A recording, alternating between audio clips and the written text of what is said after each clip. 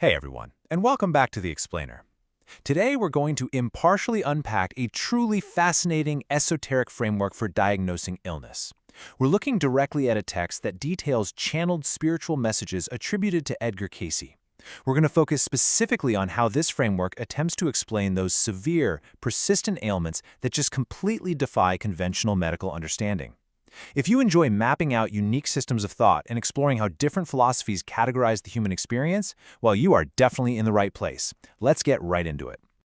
Okay, let's dive into this. It's a profoundly relatable human struggle, right? Dealing with a physical illness that modern medicine simply cannot explain, let alone cure. I mean, when patients face a total dead end with traditional doctors, where do they turn? The source material we're examining today offers a highly novel, really metaphysical perspective on these exact medical mysteries. It actually suggests that the root of the problem might not be physical at all. So here's our roadmap for today. First, we'll look at the root of unexplained illnesses. Then, animal spirits and symptoms. Third, we'll cover the danger of external healing. And finally, number 4, the path to true healing. All right, starting with Section 1, Root of Unexplained Illnesses. We are looking specifically at Chapter 5 of the source text. It's titled, Personal Consultations by Edgar Cayce's Spirit.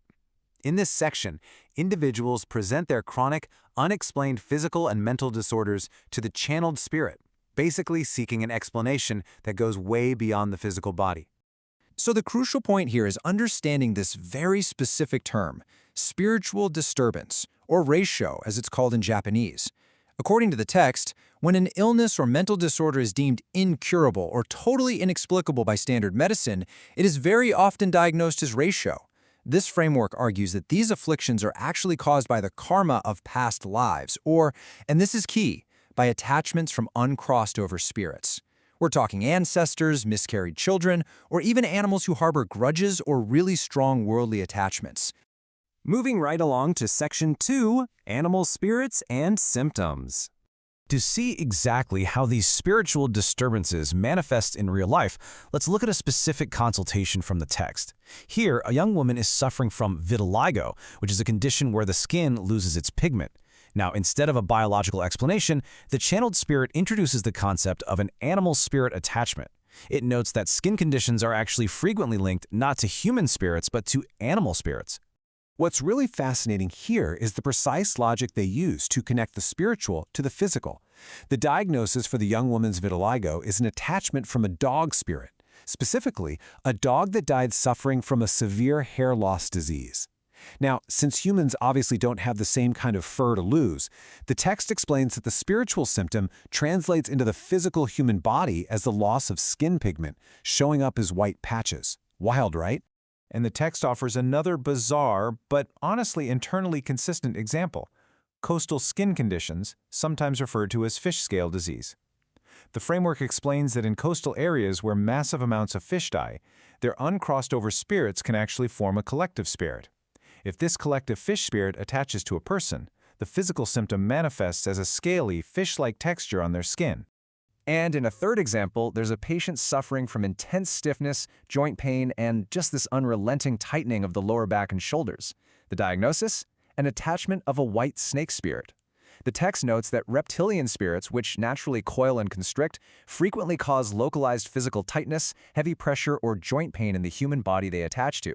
It kind of makes sense within the rules of this universe. Now you might be wondering, why doesn't this happen to everyone? Well, the text is really clear on this. These disturbances specifically afflict individuals who possess a spiritually sensitive constitution, or ritaishitsu. It's basically a highly receptive, porous constitution that makes a person uniquely vulnerable to absorbing the invisible wavelengths or grudges of these wandering spirits. All right, Section 3, the danger of external healing. We all know that when people are desperate for a cure, they'll try just about anything. But the source text actually delivers a really strict warning against relying solely on external psychic healers, shock therapies, or supernatural telekinetic treatments to try and cure these spiritual disturbances.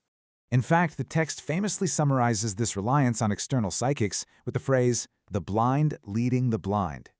Impartially speaking, the framework's stance is that if a patient doesn't understand the spiritual root of their illness and a psychic healer simply uses force without genuine religious truth, well, Neither party actually sees the real problem. This brilliantly illustrates the internal logic of the source. Like, why exactly does it fail? The text argues that psychic manipulation relies purely on physical or telekinetic phenomena. Sure, it might forcefully rip an attached spirit away temporarily, but it completely ignores the true spiritual root, which is the dark wavelength, or the grudge itself. Because the patient hasn't actually changed their own internal state, the spirit simply returns, often way angrier, which actually causes the physical condition to worsen over time. This brings us to Section 4, the path to true healing. So, if external force doesn't work, what does? Well, this prescription completely flips the script. Instead of looking outward, it advocates for a profound internal shift, directly pushing back against that external reliance on healers.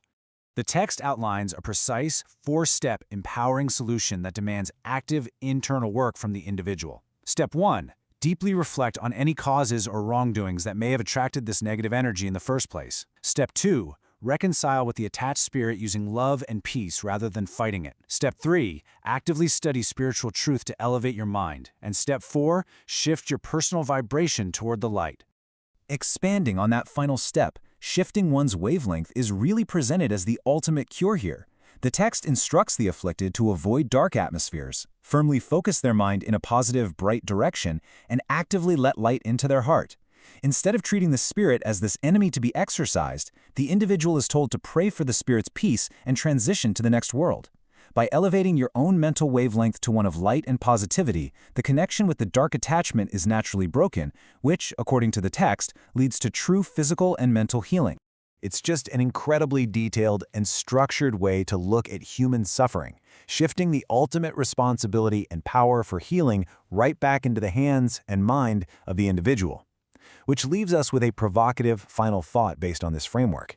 If your physical and mental well-being is truly a mirror of your internal wavelength, what kind of light are you letting in today? Thank you so much for joining me on this explainer, and keep learning.